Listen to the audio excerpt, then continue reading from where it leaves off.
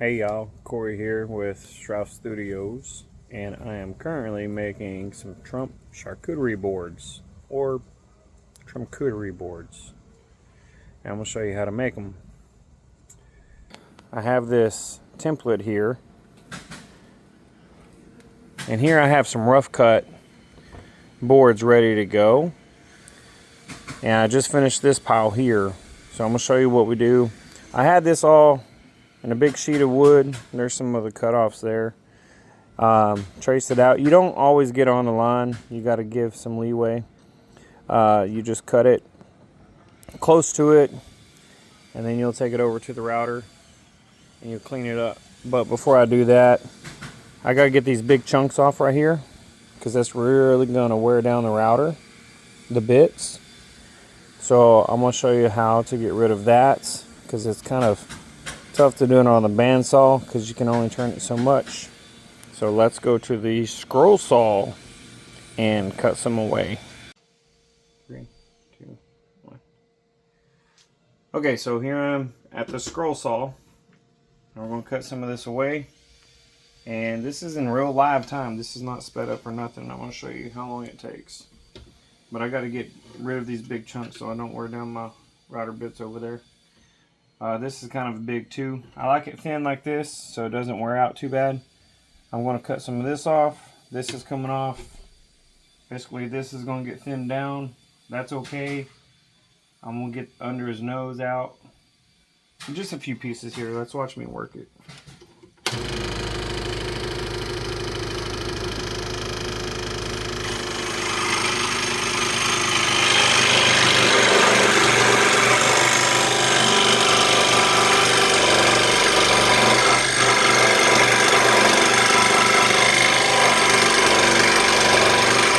When that sawdust gets in the way, I'm literally just blowing out of my mouth, blowing it away.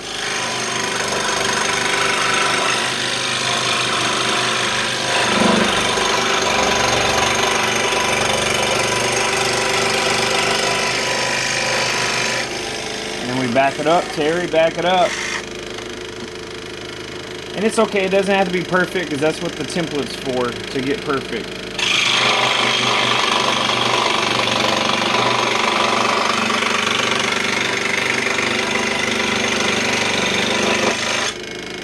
You gotta be careful when you remove that. You don't want to hit that saw and you'll cut yourself.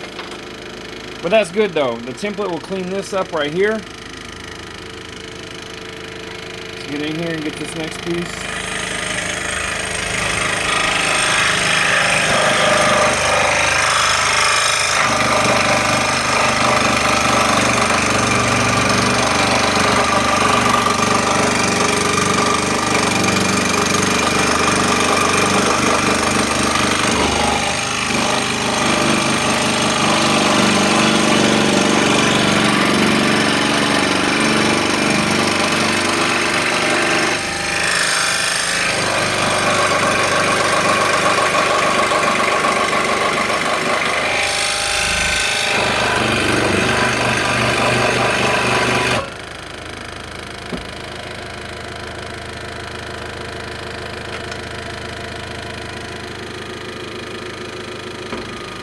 We'll start on the front, work our way up.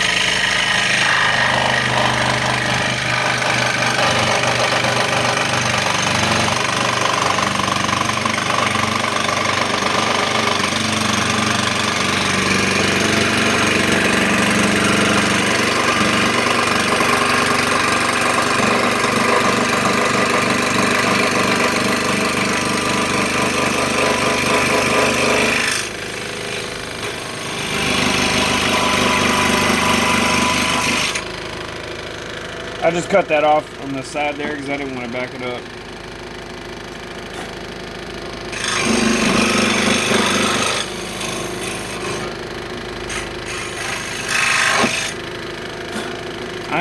Hold on. Turn that off so I don't reach in there and cut myself. Get that little piece out the way and I'll turn it back on.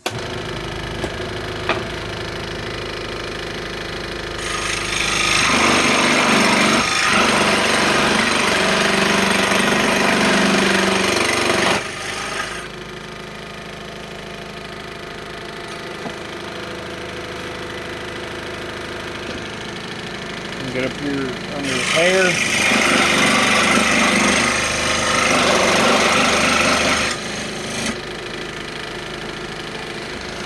This whole thing keeps scooting back on me. That saw's up in the way. Sander's in the way.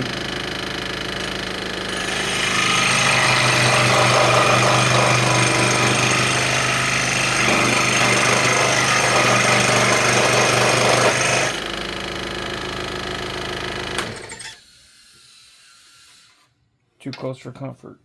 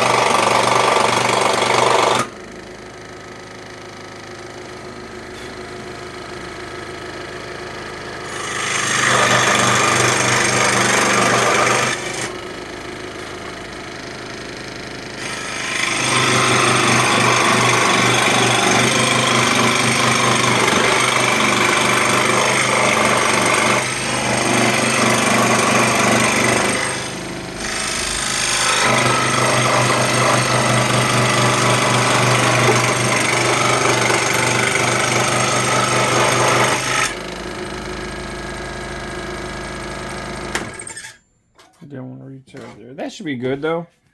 So we had a big rough cut. Now it's a little bit finer tuned. I'll take this to the bigger router. Let me show you the difference between the router bits. Okay, so off camera what I did is I put the template right here. It's acrylic cut out in the shape of Trump. I just taped it. You can see the blue tape. I don't have double-sided tape, so I just rolled it over, placed it on there. Made sure that it was inside my trace lines from earlier. So we're going to do a rough trim first with this massive bit right here, and you see how wide it is, and it's got this bearing on the top. So this bearing is going to run along the edge of the template here, so that way wherever the bearing goes, that's where the edge of the blade is going to go and cut to. And that way it follows the shape of whatever your template profile is. And after I get done with this bigger bit, getting all the rough stuff, you see how wide it is? That's not going to fit in this small crevice, or this one, or this one, or this one. So that's why I have another bit over here. And if you look, this is actually the bearings on the shank and not the end like this one is. So this one I'll actually run it this way. So the bearing that's up here, you see the bearing? They're in the same orientation here. But on the router table, the router is underneath. It's actually flipped upside down. But what I like about this, I like this one because it also has, this is a plunge bit. I got to cut this circle out right here. So by having the bearing on the shaft up here, I can use this as a drill, so to say, and I can go into there and drill this hole out. But if I had the bearing on the end, like this bearing is, I wouldn't be able to do that. And the reason that I did that is because I used the hole saw earlier, and since I'm using plywood here, I cut one of these earlier, and what it did was it chipped out on me. By using the hole saw, you can see right here where it chipped out. I don't like that. So by plunging it with a plunge trim bit, it won't do that. Look at the wood grain on this one. It looks like wind. You see how it's running? It looks like wind blowing in his face. That's kind of cool. I just realized that. Anyway, so let me show you how we do this. I'm just going to turn the machine on, and I have my orientation arrows because sometimes I forget depending on which way and which router I'm using, so I know which way to cut it. And I always like to start on the flat that I have here. Oh, I've got to plug it in. One sec.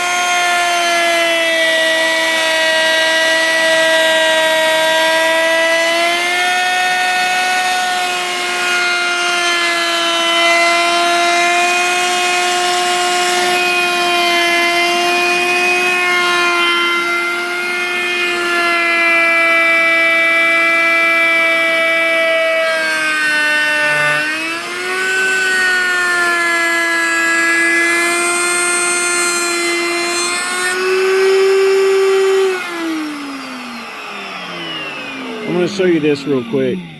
The radius of this bearing here is way bigger than the radius of under his hair flap. That, you see there's still wood there.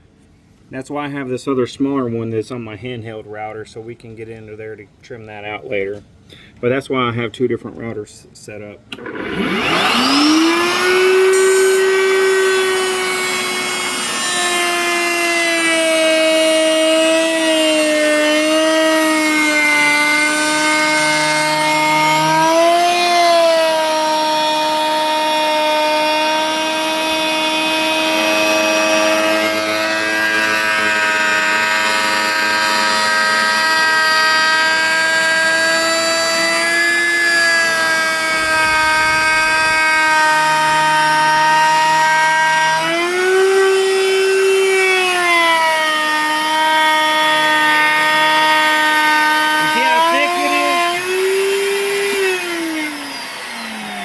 See how much wood is here? How thick that is? I mean, that's probably a ½ inch, maybe 3/4, not 3/4, about ½ inch.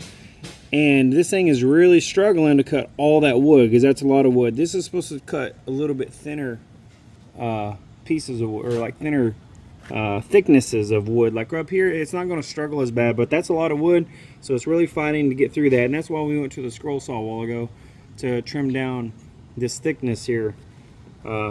So this thing doesn't have to struggle as much, and that way the bit lasts longer.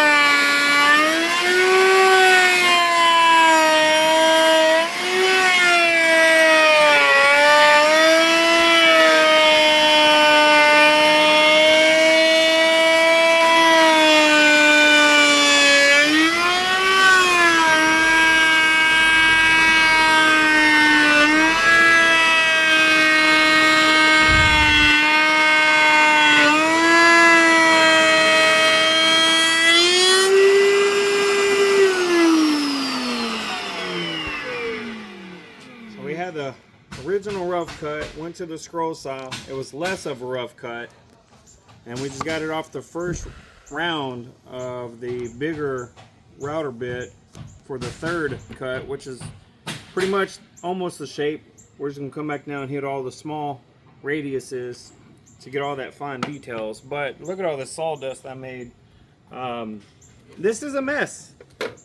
If you look at my cameraman, she is completely dirty, full of sawdust everywhere, but I gotta clean up like after every single pass that I do. So I just blow this out of the way.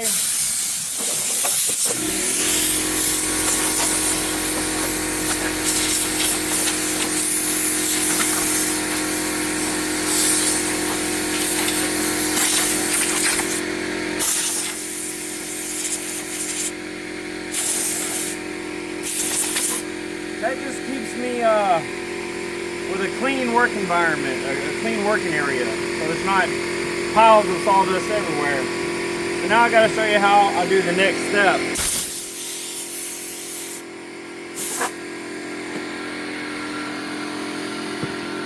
I'll take this clamp here,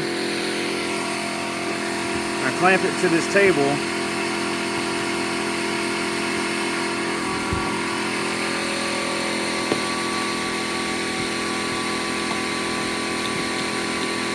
That holds it in place.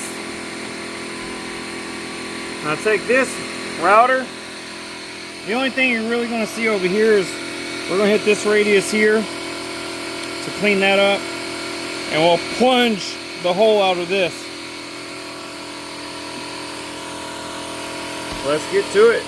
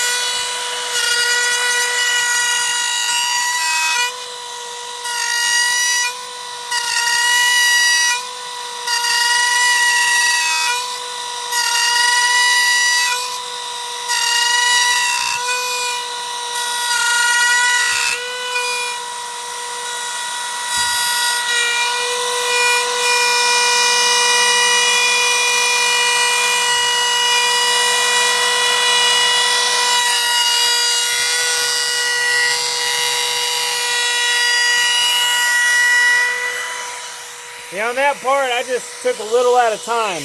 But now you can watch them plunge here.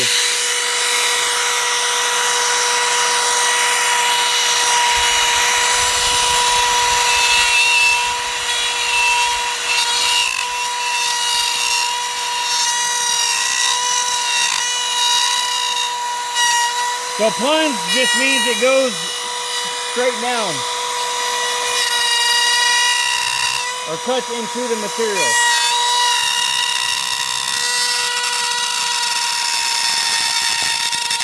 And it's loud!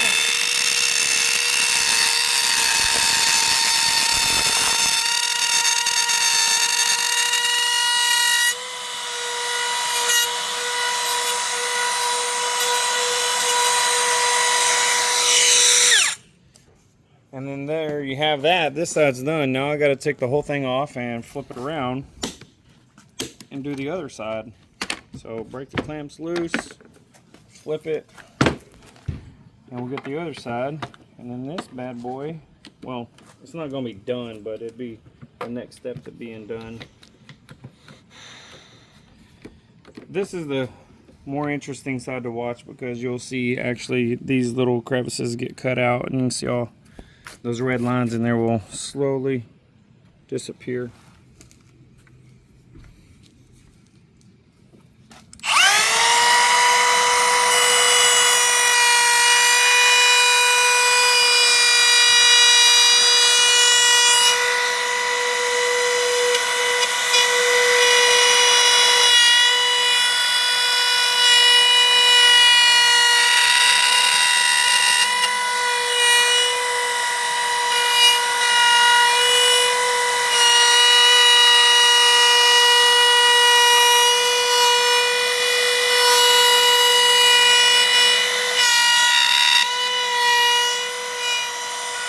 It's like getting your hair cut. When you hear it really ramp up on the volume, it's cutting.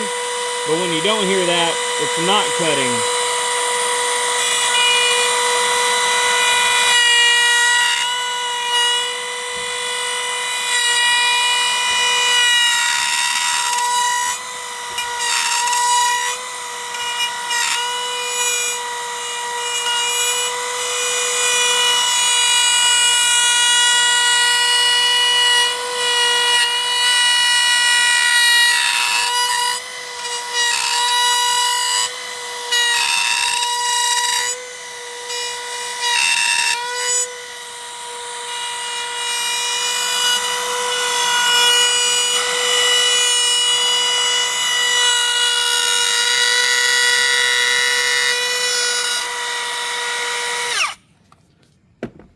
And voila, there you have it.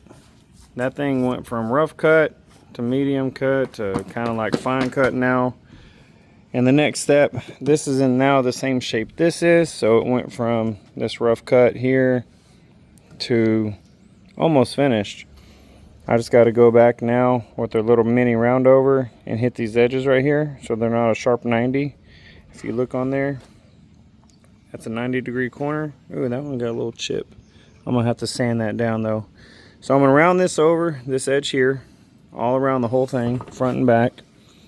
And then I'm gonna come back with a sander and sand all these edges so they're smooth. And then I'll sand the top, I'll sand the bottom, and then these things will get some food safe finish and they will be done and complete. And that's how you make a Trump charcuterie board. Yay! Thanks for watching.